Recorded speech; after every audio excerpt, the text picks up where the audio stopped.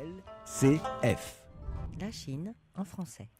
Et oui, nous sommes toujours sur Radio LCF. Marc Lissac, vous êtes toujours au téléphone avec nous ? Je suis toujours là. Super. Alors, j'avais envie de... Donc vous, je le rappelle, vous êtes directeur de la boutique France du groupe La Poste, avec qui JD.com, donc nous avons ici Florent Corot, le directeur général de JD.com France, avec qui vous avez noué un partenariat. Là, pour l'instant, donc on a entamé ce début de conversation. Est-ce que vous aviez envie éventuellement de revenir sur ce numéro 2 du e-commerce chinois ? Simplement pour remercier, je dirais, JD de venir en France porter et matérialiser à la fois la bonne parole et la promesse que nous essayons nous de développer depuis maintenant 1 an et demi sur les formidables opportunités pour les marques françaises de se retrouver sur ces grandes plateformes. Nous sommes sur l'une des plateformes de JD qui est JD Worldwide, et c'est pas mal également d'être, je dirais, plusieurs à montrer à nos PME françaises la réalité de ce qu'est le e-commerce chinois, et pas seulement de voir des chiffres faramineux dans les médias. Donc je ne peux que me féliciter d'avoir maintenant une équipe JD sur place à côté de chez nous qui vient donner de la cohérence à notre discours à nous. Oui, moi, Marc, je voudrais vous remercier d'avoir aussi minutieusement préparé le terrain, en fait, parce que, comme je disais tout à l'heure, nous, on est arrivé vraiment très tard. On a attendu d'avoir plus de 290 millions de membres chinois, de clients qui demandaient tous des produits français pour venir en France. Et quand on vient... Combien de membres ? On a plus de 290 millions de membres en Chine, de membres visiteurs réguliers mensuels, vous voyez, des MAU. Et donc, Marc, c'est super parce qu'on a déjà pas mal de marques qui connaissent un petit peu l'écosystème avec le rôle de WeChat dans les réseaux sociaux, et puis les grands acteurs, les grandes plateformes, ce que c'est que le cross-border. Bon, il y a encore beaucoup de questions, on sent que les gens ne sont pas parfaitement au courant. Mais... Cross-border Alors, le cross-border, le commerce transfrontalier, oui. c'est ce sur quoi notre partenariat avec la boutique de la Poste fonctionne bien, la boutique France, et c'est un des formats de distribution, une des plateformes, on va dire, de JD.com. C'est quelque chose qui a été encouragé par le gouvernement chinois. Effectivement. Voilà, pour simplifier, en fait, notamment, par exemple, dans les cosmétiques, un secteur que je connais assez bien parce que j'ai beaucoup travaillé dedans par le passé. Et les cosmétiques, l'enregistrement des produits pour des raisons sanitaires est long et difficile. Il faut montrer vraiment beaucoup de réassurance pour pouvoir être autorisé à vendre ces produits. Et dans le cross-border, on a une facilitation, quelque chose de plus léger, plus rapide, moins onéreux pour pénétrer sur le marché chinois, ce que beaucoup de marques apprécient énormément, et les clients aussi. Alors, Florent Corot, avant de reprendre la discussion avec Marc Lissac, j'ai encore quelques petites questions à vous poser. Comme je le disais tout à l'heure, vous avez annoncé vouloir vendre d'ici à 2019 2 milliards d'euros de produits français en Chine. Alors, sur quels éléments vous vous êtes fondé pour vous fixer un tel objectif ? Alors, on est parti de nos ventes existantes. On a déjà quand même une belle activité en France. Les gens qui venaient faire des tournées commerciales dont on parlait tout à l'heure, ils nouaient déjà des contacts. Les grands acteurs du luxe n'ont attendu ni la boutique de la Poste, ni le bureau français de JD.com pour que Louis Vuitton ou Hermès s'installent en Chine et vendent. Donc, il y a déjà des activités, il y a déjà une base. Il y a un flux commercial important, notamment sur notre plateforme JD.com, en particulier parce que les clients reconnaissent la qualité des produits qu'on y trouve. Et donc, ce flux existe. Alors, à partir de là, on a pris des taux de croissance. On s'est demandé combien de marques on pouvait trouver avec nos partenaires. Donc, la boutique France en fait partie, ou bien directement, ou bien comment est-ce qu'on pouvait optimiser. On a aussi des marques qui viennent nous voir dans notre bureau parisien, qui sont déjà présentes sur la plateforme. Quelquefois, elles vendent des montants importants et elles voudraient, par exemple, optimiser leurs investissements marketing dans WeChat et le côté opérationnel sur JD, les ventes. Voilà. Si j'ai bien compris, en fait, vous avez pris le train en marche. Ça veut dire que votre stratégie pour réaliser votre objectif, ça consiste surtout à, on va dire, optimiser ce que vous avez déjà fait. C'est bien ça. Oui, poursuivre. Alors, il y a quand même une ambition. Hein. C'est pas juste laisser le bateau descendre la rivière Bien sûr, gentiment. j'entends Il y a bien. une ambition forte de ces 2 Comment milliards. ça, vous avez des hein. objectifs? On vous a fixé des objectifs. 2 milliards, 2 c'est milliards, atteignable. c'est énorme, c'est accessible. Il faut qu'on ait du succès. Il faut pas qu'on investisse beaucoup de temps dans des développements de relations qui vont pas amener des volumes importants. Donc, c'est très difficile pour nous. Par exemple, quand on voit une petite marque d'agroalimentaire, par exemple, et qu'on a très envie de faire découvrir ce produit-là, en même temps, si elle n'est capable que de nous livrer 300 pots de confiture, on ne va pas réussir à travailler avec elle pour la population chinoise. Donc, Surtout que on arbitre. là, vous êtes à 290 millions de visiteurs jour. On parle de 800 millions d'internautes connectés à peu près en Chine. Donc, la marge, elle est encore... Oui, notre vaste. base de clients croît à toute vitesse. On a chaque trimestre plusieurs dizaines de millions de nouveaux clients sur notre plateforme. Donc c'est énorme. Ouais, Et sur ces nouveaux clients, on peut mentionner ici que 1 sur 4, c'est-à-dire quand même un chiffre important au total, provient directement de WeChat. Parce que Tencent, qui est l'opérateur chinois qui possède WeChat, est un grand partenaire de JD. Ils ont plus de 20% du capital de JD. Effectivement. Voilà. Oui. Et il y a une intégration. C'est pour En fait, ça. quand vous voyez un produit qui vous plaît dans WeChat et que vous voulez l'acheter, vous pouvez cliquer sur un bouton qui vous amène chez JD. Et comme WeChat est un écosystème complet avec toutes vos données de paiement et tout, vous pouvez directement créer un compte très facilement sur JD, même si vous n'étiez pas membre de JD. WeChat, c'est 1 milliard de membres.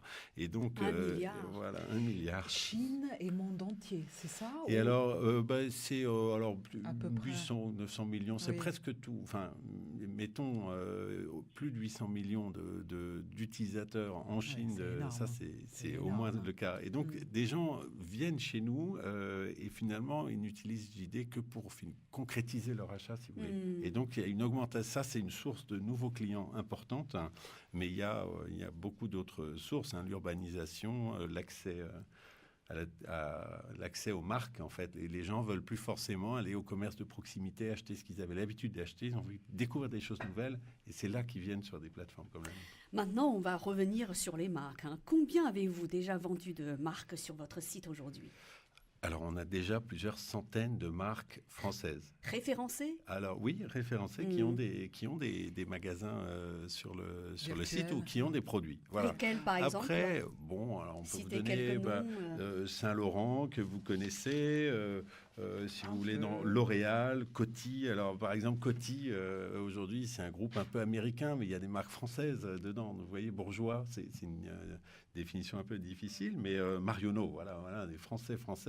Marionneau est sur notre site, Sephora, un magasin. Donc on a non seulement des marques, mais aussi des distributeurs. Et vous avez une ligne de conduite pour justement les accords que vous signez avec... Enfin, quelle est votre, j'allais dire ligne éditoriale, mais il y a un autre mot pour quand on travaille en tant que site de e-commerce. Notre positionnement de distributeur, il est de respecter ce dont la marque a besoin pour s'exprimer. Donc on laisse de la place à ce qu'une marque raconte son histoire, puisque justement c'est ce que viennent chercher les clients. C'est quel est ce nouveau produit, qu'est-ce que c'est que, je sais pas, le Calisson Dex ou le Chopard, hein, vous me demandiez, Chopard ou Tag Heuer, c'est des marques qui sont très présentes. J'étais en Suisse il n'y a pas longtemps pour Basel, la grande foire de Bâle sur les montres, et je peux dire qu'il y a énormément de grandes montres qui vont rejoindre la plateforme cette année. Et donc on assure une authenticité du produit. Ça, c'est très important pour les clients chinois. Authenticité, voilà. Authenticité. C'est pas une place, c'est pas un bazar, c'est pas un marché.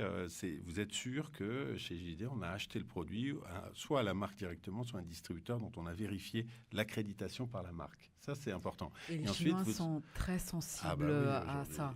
Alors, sur presque toutes les catégories de produits, mais en particulier sur des produits que je vais appeler ultra sensibles, comme les produits de soins pour la peau, qu'on rentre dans le corps quand même, ou tous les produits maternels, le lait maternel, les produits infantiles.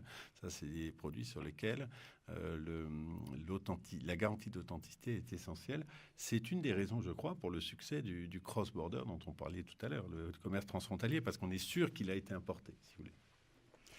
Alors, une autre question, selon les médias, JT.com souhaite notamment attirer les marques de luxe et de cosmétiques sur sa plateforme. Et en Chine, plus de 80% des commandes ont été passées sur smartphone en 2016. Est-ce que la digitalisation pose quelques réticences pour les marques de luxe et de cosmétiques, notamment pour le contrôle de l'image, mais aussi des marges? Alors ça, c'était une question, je trouve, très Longue intéressante. question. Une longue question qui en Ouais. cache plusieurs, mais que je trouve vraiment très, très intéressante. Alors, je vais commencer par le smartphone, c'est-à-dire la mobilité. On observe mondialement maintenant une évolution du commerce vers le commerce mobile. On achète dans le métro, on achète ce dont on a besoin, on fait son drive d'Auchan ou on fait je ne sais quoi. Mais alors, en Chine, il y a une proportion d'achats sur mobile qui est absolument incroyable. Et donc, on a aujourd'hui plus de 80% de nos achats qui sont faits sur téléphone mobile.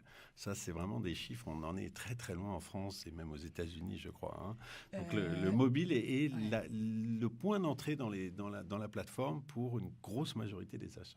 Première chose. On était ensemble à la conférence de Maserati.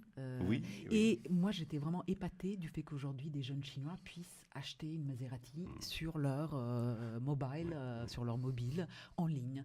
Donc, il y a tout un système de tests. On va tester la voiture avant. Enfin, c'est quand même dingue. C'est Ici, incroyable. je ne sais pas si on en est déjà à ce niveau-là. Nous, on a vraiment, par exemple, l'achat d'une grande montre ou d'un beau parfum. On a la tradition. Je pense qu'une maman mène sa fille aux Galeries Lafayette et lui présente les marques. Et puis que pour peut-être le premier achat ou pour les cadeaux. Et puis après, voilà, on expérimente. Pour les Chinois, pour les jeunes Chinois d'aujourd'hui, ce qu'on appelle les millennials, ou même déjà, ça fait une bonne dizaine d'années, on a découvert les marques en même temps que la technologie du smartphone, en fait. Et donc, il était naturel, on avait le smartphone dans la main, la marque devant soi dans un magasin ou dans un magazine, et on passait de l'un à l'autre, si vous voulez, très naturellement. Ça, je pense que c'est structurant pour l'aspect extrêmement moderne de la digitalisation du commerce en Chine. Maintenant, je voudrais venir au côté luxe de votre question, une question qui m'intéresse énormément. Moi, j'ai pas mal travaillé dans le luxe déjà, hein, et je trouve ça très intéressant parce que on peut avoir en Europe, hein, pas seulement en France, particulièrement en France, mais en Europe, on peut avoir l'idée selon laquelle le lieu de la vente joue sur l'expérience de la marque.